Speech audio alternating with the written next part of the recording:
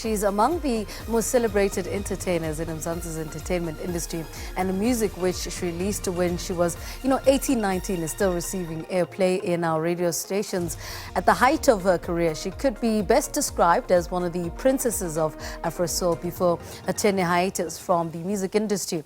Well, she's made a return to stage and making music with the release of her latest single. It's titled Wethu. Well, her name is ZamaJobe, and she joins us in studio to tell us more about her latest single. Good morning. It's so good to see you. How are you? I'm good, and how are you? I'm good, thank you. Yes. What does it feel like to be back? What does this feel like? It's scary. Yeah. Am I allowed to say that? Yeah, of course. Yeah, I mean it's a little bit scary, but it's music is what I love to do, so I just keep moving. Yeah. Keep moving, yeah. What was at the crux or at the root of that break from the music industry? Self-discovery, but like I have been saying, and I've been saying on Twitter and saying everywhere, like I've realized that through that self-discovery, there's like no destination. Like life has no destination. Life is a journey.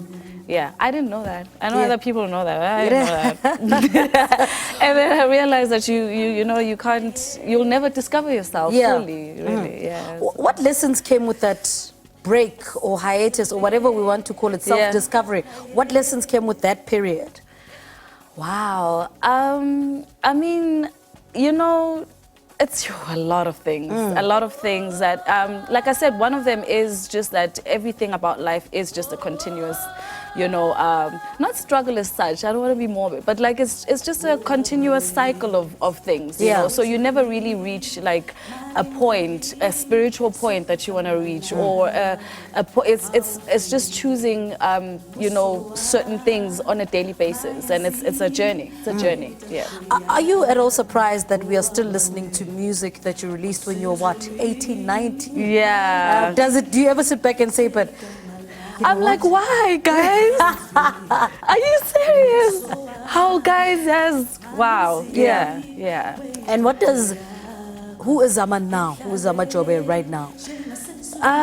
Wow, right now I identify myself more as like a mom more than anything, and I mean I'm a lover of music. I love to perform, and I really want to give as much as I can while I'm here. Yeah. I want to talk about this new single. Tell us a little bit about that. Well, that's me just making people have fun and also pray at the same time. Yeah. With everything that humanity has been going through in the past 2-3 years. I'm sentimental like that, guys. Sorry. In the past 2-3 years, I'm just like, we need a prayer, and we need to let loose at the same time. Yeah. So also the genre is not really my type of genre that people know me for. But it's been a genre that has been like really putting South African artists on the map. So I was like, no, I want to jump on this. I think my vocals could fit nicely into this. So I wanted to experiment with that, but I thought I will have a very kind of spiritual content to it. Yeah. And what is that space that you find yourself in? We were talking earlier about how the music industry has changed so much. We're listening to Amapiano at the moment, and they're dominating. Yeah. Was it difficult for you to find a space in this ever-evolving South African music landscape where we find ourselves at the moment? Yeah, I'm still like coming back, so I'm just taking it a day at a time and seeing where to go, how to go, and how to move, but still being myself. Still being like the person that a lot of people have identified with like 16 years ago. So I'm just finding my way, navigating my way through. Like I said, every day with life is just a constant like cycle of things. That's like today, but what's going to be the common thread is like, I love music, I like to perform, and I wake up, I'm like, what can I do today? How can I do this today? How can I move about and learn as I go? Talk to us about the performing live bit. I mean, I imagine, that's where you come alive. What's that entailed? I mean, I am that's just where I really get to like connect with the audience as well, and I love performing at home. I was on tour in Europe just last week, came back last week, and they are so different from home. Yeah. Whereas they're a little bit more chilled, and then they react afterwards. Yeah. Here at home, it's just like all the time.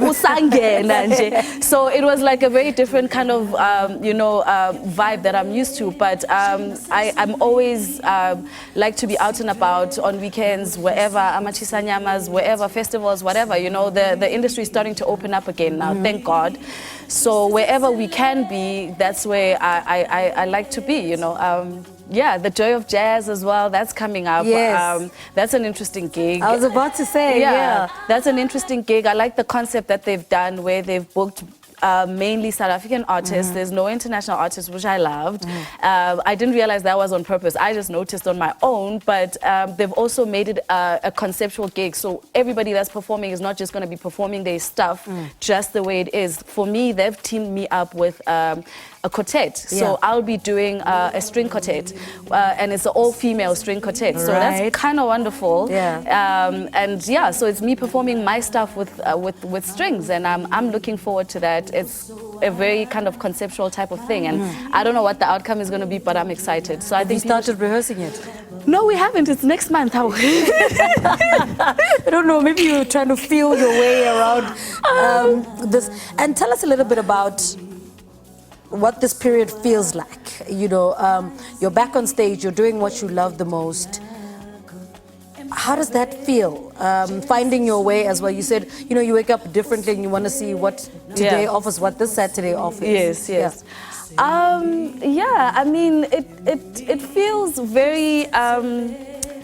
It feels amazing. It feels amazing because it's a constant like challenge. You know, I was telling my teenage daughter, I'm like, I don't know why I chose this to do this. It takes just so much out of you just to go up on stage, that energy and all of that.